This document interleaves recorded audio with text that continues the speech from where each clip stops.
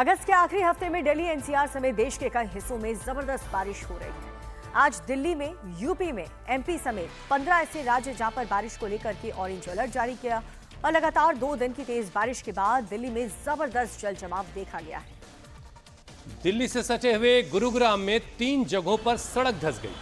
अब peak hour के दौरान यह हादसा हुआ। अब इसकी वजह से ट्रैफिक पर बहुत बुरा असर पड़ा। गाड़ियां सड़कों पर रेंगने लगीं।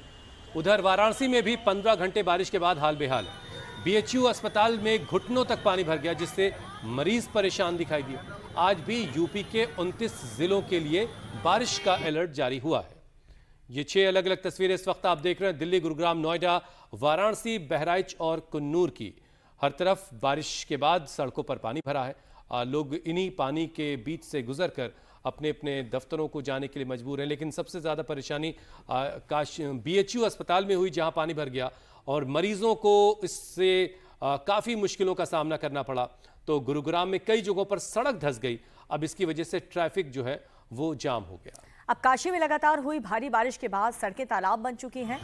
अब बीएचयू परिसर की तस्वीर आप देख रहे हैं, जहां पर कमर तक पानी भर गया है। बीएचयू अस्पताल में इलाज के लिए आए मरीजों को परेशानी का सामना करना पड़ रहा है। पानी भरने के कारण अस्पताल में स्ट्रेचर, व्हील चेयर तक नहीं जा सके। लोग मरीजों को कंधे पर बिठाकर ओपीडी और इमरजेंसी पहुंचा रहे हैं। उधर बरेका में पानी भरने के कारण गेट पूरी तरह से बंद कर दिया गया। ऐसे में ट्रैफिक काफी डिस्टर्ब है। तो ये तस्वीरें आप बीएचयू की देख रहे हैं, बनारस हिंदू विश्वविद्यालय। इसकी जो मेडिकल विंग है, जहाँ पर मरीजों का इलाज होता है, मेडिकल कॉलेज जो है, वहाँ की ये तस्वीरें हम इस वक्त आपको दिखा रहे हैं। मुश्किल ये है कि बीमार लोग कैसे ओपीडी तक जाएं, कैसे इमरजेंसी सर्विसेज हासिल करें, कैसे एडमिशन लें। ये सारी मुश्किलें काशी में बीएचयू में जो लोग पहुंच रहे थे उनको झेलनी पड़ी। तो ये 6 तस्वीरों को देख करके आप समझ सकते हैं कि 2 दिनों से हो रही लगातार बारिश ने अब कितना नुकसान कर दिया, क्योंकि सड़क पर जिस तरह से बड़े बड़े गड्ढे हो गए और जब पानी भरा हुआ था इन सड़कों पर तब ये गड्ढे नजर नहीं आ रहे थे। लेकिन अब पानी का जैसे जैसे जल स्तर कम हुआ है, ये सड़क पर हुए गड्ढे और जो डैमेज हैं वो भी साफ तौर पर नजर आ रहे हैं। नोएडा में, दिल्ली में और ऐसे 15 राज्य, जिसको लेकर के मौसम विभाग ने अभी और बारिश का अलर्ट दिया है।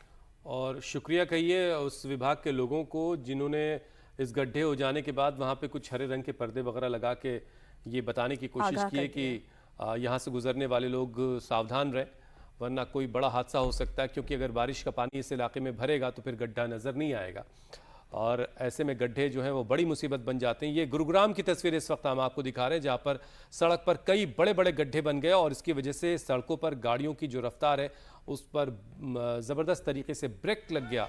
गाड़ियाँ थम सी गईं और अभी इनको भरने का काम किया जाना बाकी है। अब बारिश के पानी में डूबने के बाद वाराणसी से भी ये तस्वीर आई है जो भी हमने आपको दिखाई कि वाराणसी में भी कुछ जगहों पर सड़कों पर गड्ढे बन गए हैं। जिन इलाकों में नई नई सड़कें बनी हैं, नए नए काम हुए हैं और या फिर वहाँ पर सीवेज का कोई काम हुआ हो या कुछ और इस तरह के जिसके लिए गड्ढे खोदे जाते हैं, वहाँ पर कई बार इस तरह की घटनाएं देखी जाती हैं। बिल्कुल, और बारिश के पानी की वजह से जिस तरह से गाड़ियां जो हैं वो काफ़ी देर तक डूबी रहीं, जिसकी वजह से बाइक्स खराब हो गई। जल जमाव के बीच बीएचयू हॉस्पिटल तक जाने वाले लोगों को काफ़ी परेशानियों का सामना करना पड़ रहा है। अब मंगलवार को ओपीडी से लेकर के इमरजेंसी जाने वाले रास्ते के साथ ही खून जांच काउंटर जो है और पर्ची दवा काउंटर वाले रास्ते पर भी 1-1 फीट तक पानी भर चुका था। चलिए, अब आपको हमने बनारस का हाल तो दिखा दिया, अब आपको पटना लिए चलते हैं। पटना में गंगा का जलस्तर बढ़ने की वजह से घाट पानी में डूब चुके हैं। बाढ़ का पानी भद्र घाट से लेकर कंगन घाट और दीदारगंज तक सड़कों पर अब आ गया है। जो नदी से सटी हुई सड़कें हैं बिल्कुल किनारों पर, वहां पानी भर चुका है। शहर के कई हिस्सों में ट्रैफिक इससे प्रभावित हुआ है और जो निचले इलाके हैं गंगा नदी के आसपास के, वो सब पानी उन इलाकों में भर गया है। बाढ़ के खतरे के बीच प्रशासन अलर्ट है। अधिकारी घाटों पर 24 घंटे नजर बनाए हुए, लोगों से नदी से दूर रहने के लिए भी कहा गया है। अब जम्मू कश्मीर के राजौरी की तस्वीर आपको दिखाते हैं। यहाँ पर फ्लैश फ्लड के कारण भारी नुकसान हुआ।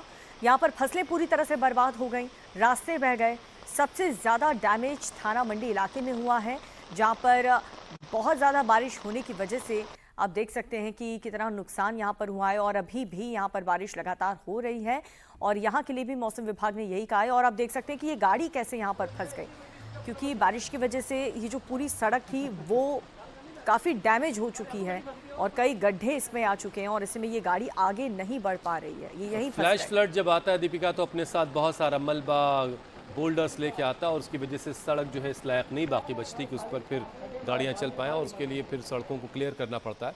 तो राजौरी में फ्लैश फ्लड की वजह से काफ़ी नुकसान हुआ। अब आपको केरल लिए चलते हैं। केरल के कन्नूर में भारी बारिश की वजह से करियानकोडे नदी का जलस्तर बढ़ने से खेतों में पानी आ गया। अब नदी में आए उफान और तेज बहाव की वजह से निचले इलाकों में भी बाढ़ का खतरा मंडरा रहा है। अब जब खेतों में पानी आया होगा तो जाहिर है खेतों में जो फसलें लगाई गई वो भी चौपट हुई, यानी बड़ा नुकसान किसानों का भी कन्नूर में हुआ।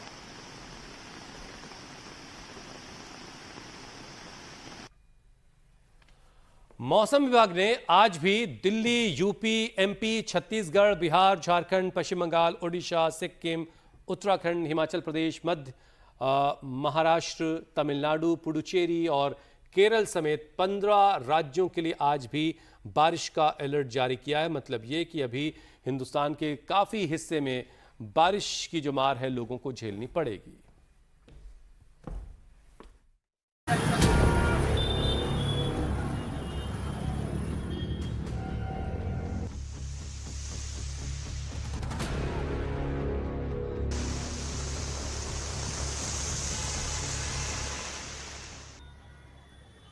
भारी बारिश के बाद पानी पानी हुई काशी।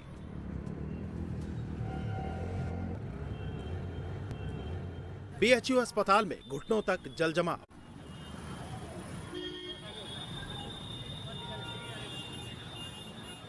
पानी की तेज धार में पनाह मांगता हाथियों का झुंड। दिल्ली एनसीआर पर जारी मॉनसून का मूसलाधार प्रहार।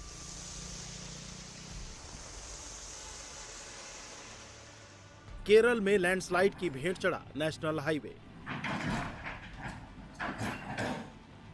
उत्तर से दक्षिण तक मानसून के प्रहार की ये तस्वीरें बता रही हैं। बारिश और बाढ़ के कारण शहर शहर सैलाब उमड़ रहा है।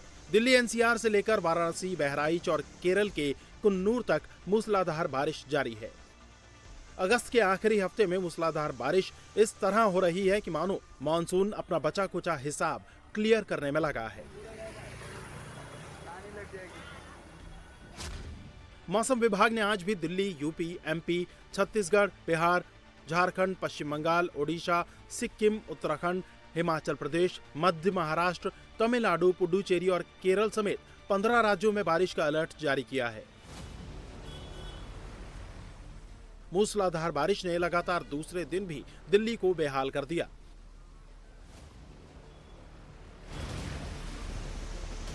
राजधानी की सड़कें जगह जगह तालाब में तब्दील हो गई। शहर की रफ्तार थम गई।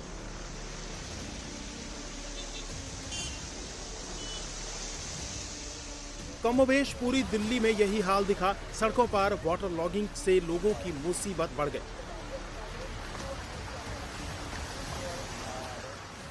दिल्ली वालों की ये मुश्किल अभी कम होने वाली भी नहीं है, क्योंकि मौसम विभाग ने आज भी दिल्ली में बारिश का ऑरेंज अलर्ट जारी कर रखा है। आज भी दिल्ली वालों को मूसलाधार बारिश और जल भराव का सामना करना पड़ सकता है। दिल्ली एनसीआर में कुछ घंटों की बारिश की वजह से दिल्ली के ऐसे कई इलाके हैं जहां पर जल भराव की स्थिति हो गई है। ये स्थिति दिल्ली के पौष इलाके की है, कनॉट प्लेस की ये स्थिति है, बाबा खड़क सिंह मार्ग की, जहां पर पानी बारिश रुकने के बाद भी निकल नहीं पाया है। अगर पौष इलाके की ये स्थिति है तो आप अंदाजा लगा सकते हैं जो निचले इलाके हैं, जिसमें सदर बाजार है, जिसमें कनॉट प्लेस के कुछ ऐसे इलाके हैं जहां पर पार्किंग होती है, जो निचले इलाके हैं वहां की कैसी स्थिति होगी। हर बार ये सवाल उठाया जाता है कि जब भी बारिश होती है मानसून से पहले आखिरकार निकासी क्यों नहीं की जाती, नालों की सफाई क्यों नहीं की जाती। ये बात हमेशा उठती है, लेकिन उसके बावजूद ये स्थिति है कि अगर पहले से मानसून से पहले तैयारी हो, जगह जगह नालों की सफाई हो, तो कम से कम ऐसी तस्वीरें देखने को ना मिले। दिल्ली के साथ ही साइबर सिटी गुरुग्राम में भी बारिश ने एक बार फिर प्रशासन की तैयारियों की पोल खोल दी।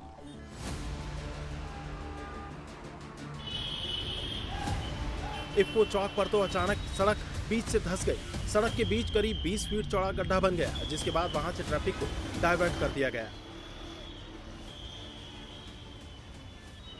गुरुग्राम में सड़कों पर जल भराव से 3 अलग अलग जगहों पर सड़कें धंस गई, जिससे हैवी व्हीकल्स हादसे का शिकार हो गए।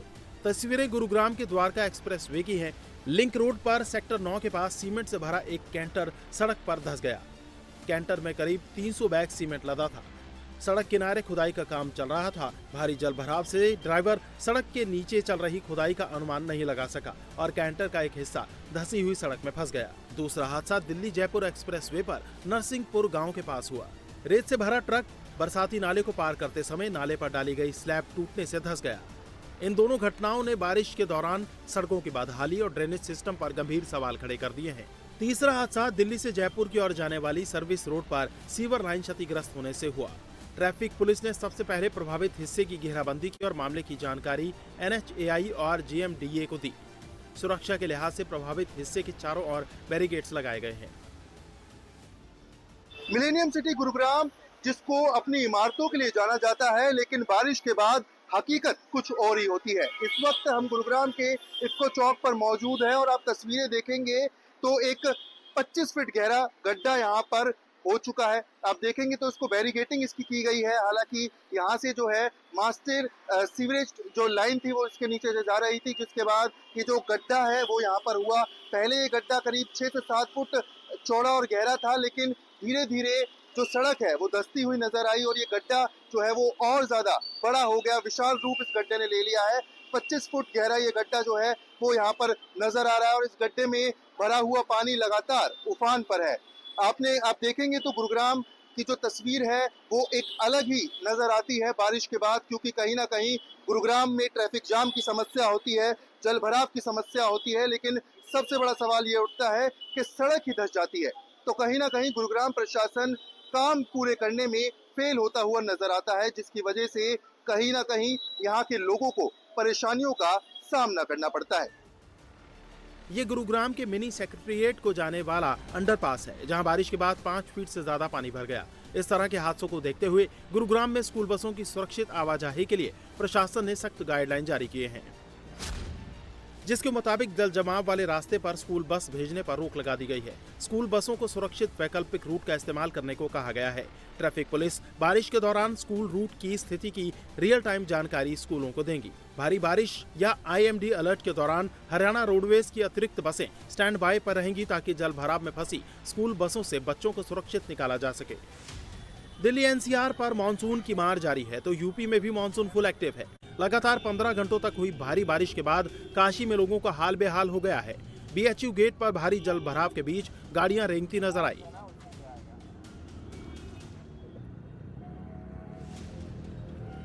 तो BHU अस्पताल में घुटनों तक पानी भर गया।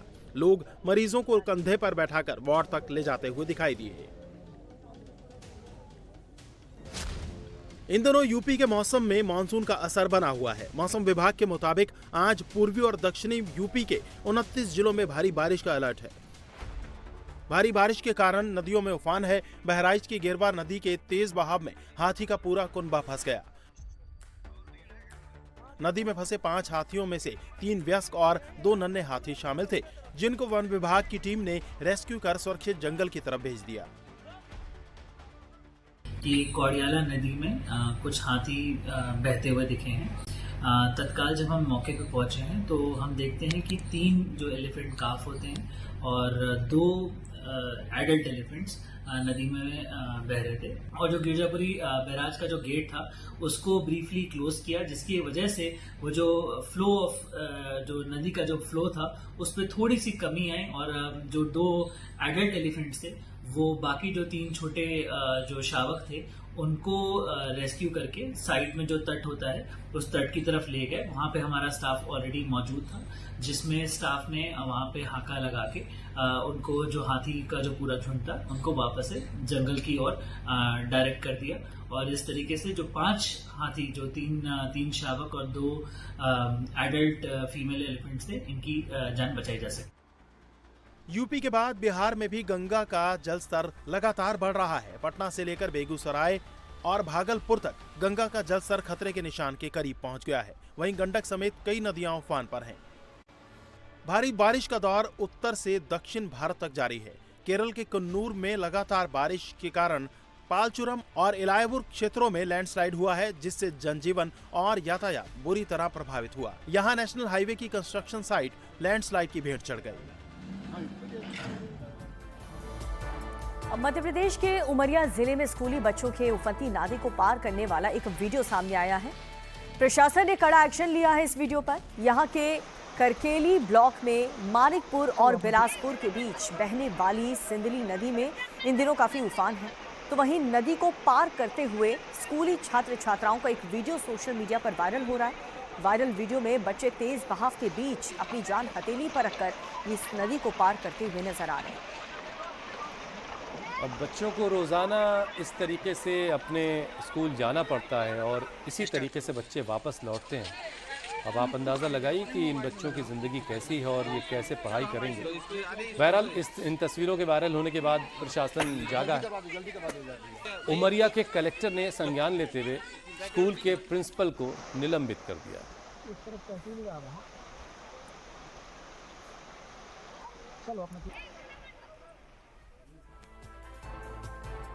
ऑपरेशन सिंदूर को 1 साल से ज्यादा वक्त बीत चुका है, लेकिन अब इसके कई ऐसे पहलू सामने आ रहे हैं जो अब तक पब्लिक डोमेन में नहीं थे। पूर्व chief of defence staff general Anil Chauhan ने ऑपरेशन सिंदूर को लेकर अब तक का सबसे बड़ा खुलासा किया।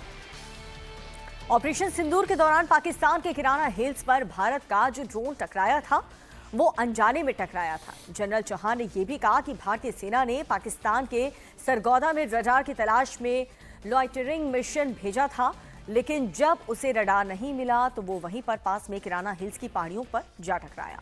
भारत ने टारगेट करके वहां पर कोई अटैक नहीं किया था।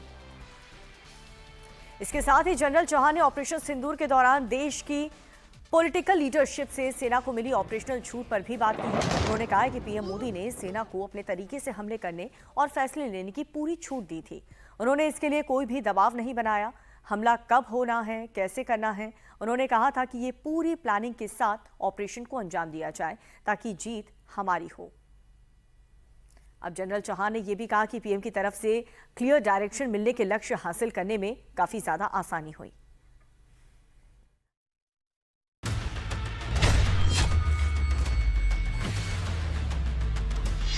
बाईस अप्रैल 2025 पहलगाम में आतंकी हमला। एक इंसान आया, उसने उसको गोली मार दी। पहले बंदे का बचा लो। 26 लोगों की मौत के बाद भारत ने तय किया कि इस बार जवाब सिर्फ सीमा पर नहीं बल्कि आतंक के उन ठिकानों पर भी दिया जाएगा जहां से भारत के खिलाफ साजिशें रची जा रही थी। और फिर 7 मई को शुरू हुआ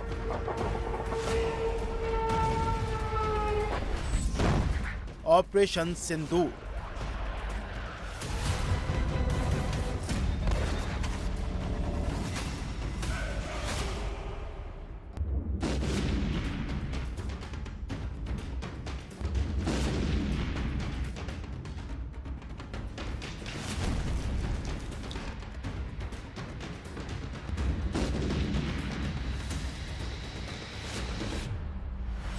लेकिन अब पूर्व सीडीएस जनरल अनिल चौहान के ताजा खुलासे ने ऑपरेशन सिंदूर की कई ऐसी परतें खोली हैं जो उस वक्त सामने नहीं आई थी।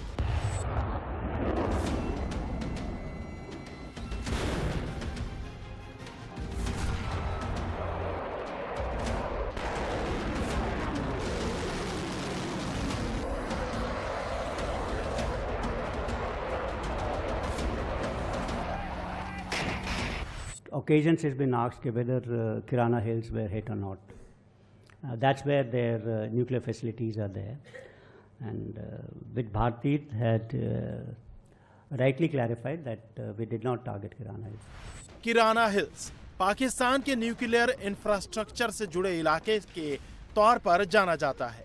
जनरल चौहान के मुताबिक भारतीय फोर्सेस का एक लॉइटरिंग मिशन सरगोदा के आसपास रडार इंस्टॉलेशन को तलाश रहा था, लेकिन मिशन के दौरान फ्यूल खत्म होने के कारण वो लॉइटरिंग मिशन अपने इंटेंट टारगेट से भटक गया और किराना हिल्स से टकरा गया। जनरल चौहान के मुताबिक ये किराना हिल्स को टारगेट करके किया गया डेलिब्रेट स्ट्राइक नहीं था। I can maybe given kind of an explanation before those strikes we had sent in a lot of loiter ammunitions at Sargodha. And Kirana Hills is about 10 kilometers north of Sargodha. So the loiter ammunition is looking for radars which are in around Sargodha. And it's got a lifetime, means time. It will loiter for about 2 hours, and once it doesn't find a target, then it comes down and hits somewhere. It must have come and hit, one of those hills. So that could be one of the reasons as to what people asked. Yes, because Pakistani media also showed some kind of images in which there was smoke coming out from Kirana Hills, and they were asking. Kirana hills पर हुआ target भले ही accidental strike था, लेकिन operation सिंदूर की सबसे अहम बात सिर्फ टारगेट्स नहीं थे।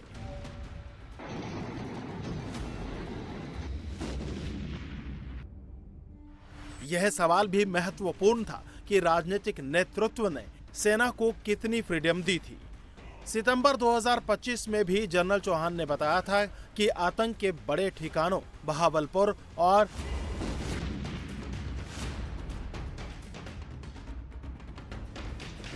मुरीदके पर एयर पावर का इस्तेमाल इसीलिए किया गया क्योंकि केवल ड्रोन्स और लोइटरिंग म्यूनिशंस से राजनीतिक उद्देश्य हासिल करना संभव नहीं था। उन्होंने कहा था कि पॉलिटिकल लीडरशिप की तरफ से मिलिट्री को फुल ऑपरेशन फ्रीडम और क्लियर डायरेक्शंस मिली थी।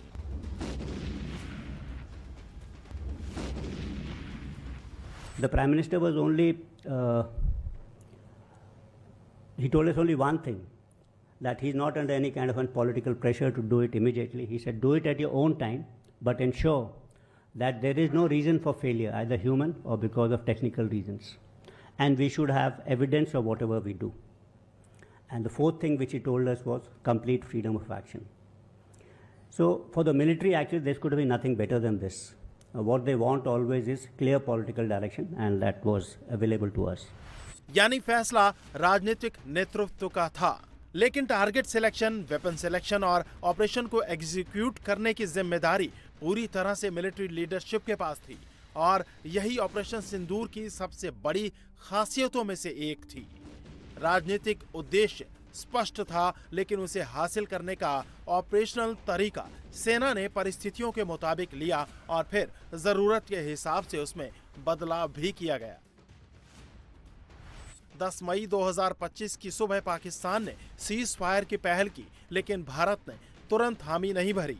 पूर्व सीडीएस के मुताबिक पाकिस्तान डीजीएमओ ने हॉटलाइन के जरिए संपर्क किया, लेकिन भारत ने उसे दोपहर तक इंतजार कराया क्योंकि भारत की प्लान्ड स्ट्राइक्स का लगभग आधा हिस्सा उस समय बाकी था।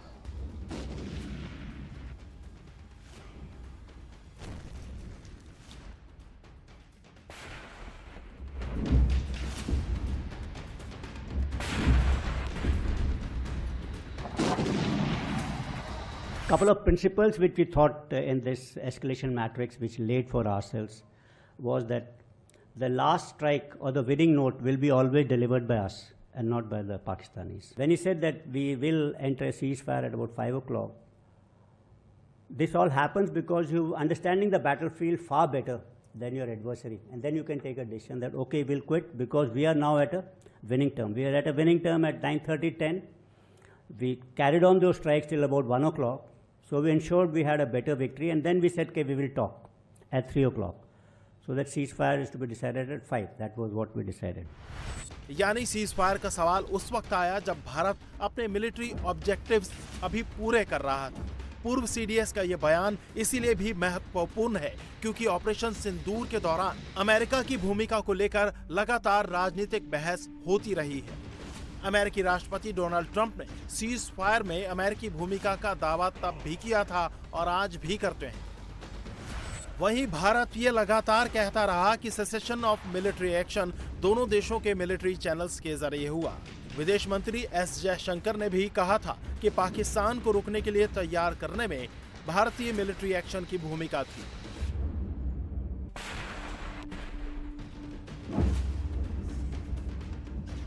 DGMO said he's not available till about 3 o'clock, and then 3 o'clock he said, and then we decided at 5 o'clock. So the ceasefire is decided between two DGMOs.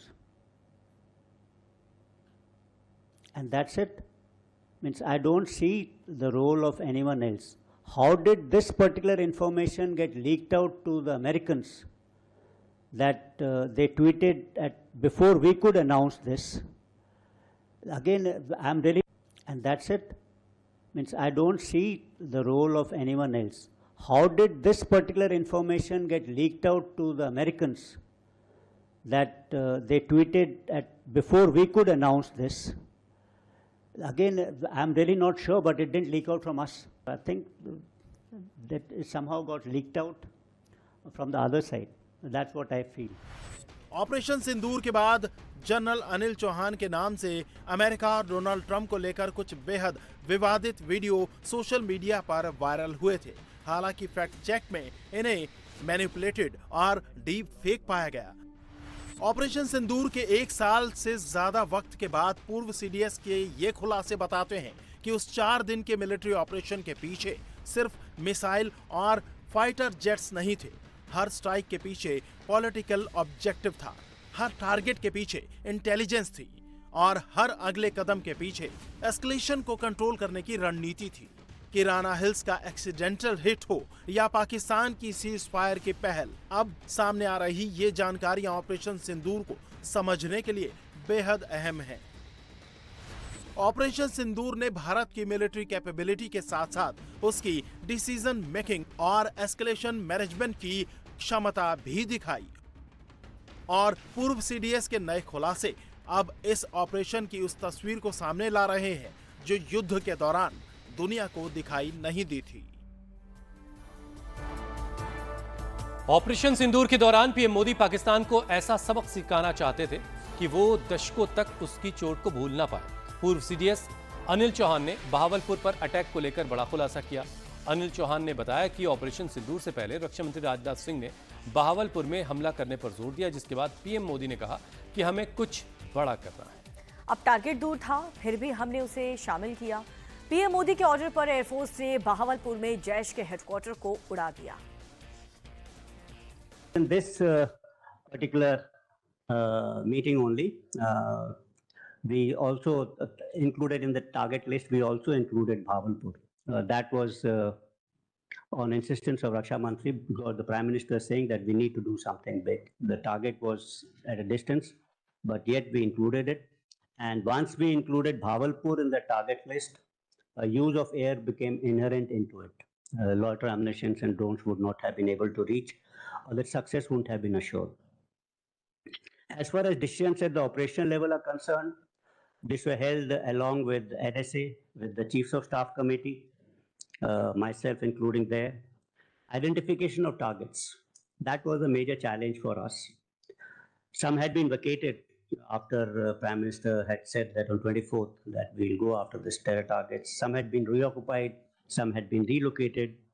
So there was a constant battle going on between us, intelligence agencies, our military intelligence, as to which are the camps which we should strike, which should have that effect. So that was legit.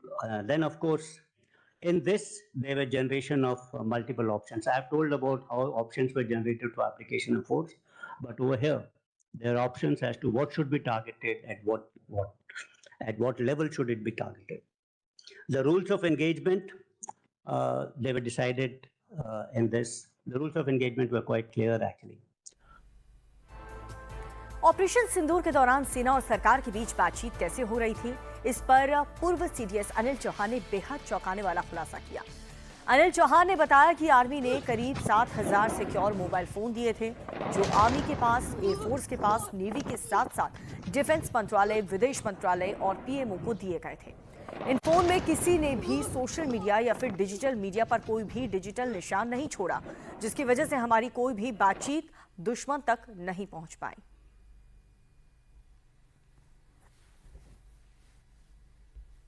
Was Army had deployed a secure mobile phone for their operations, and we had almost about 7,000-8,000 of those sets. They were distributed to the Air Force and the Navy, and also to the Foreign Secretary, Home Secretary, Defense Secretary, and important department holders. So we did not depend on social media like WhatsApp or the Telegram to exchange messages. So in fact, after 23rd, gradually everyone did not leave any kind of a digital imprint on this social media or the digital media. No imprint was left. And this would have been a matter of surprise for a number of foreign agencies who normally track such kind of important telephone numbers. So we all know this. Then one more thing which helped me was creation of a research cell, which was in fact a term which we wanted to use for implementation cell. So in case we create theta commands, how are we going to do it? So I had a number of officers, 6-7 of them, a good team, one of the best set of officers there. So they were directly under me, helping me out.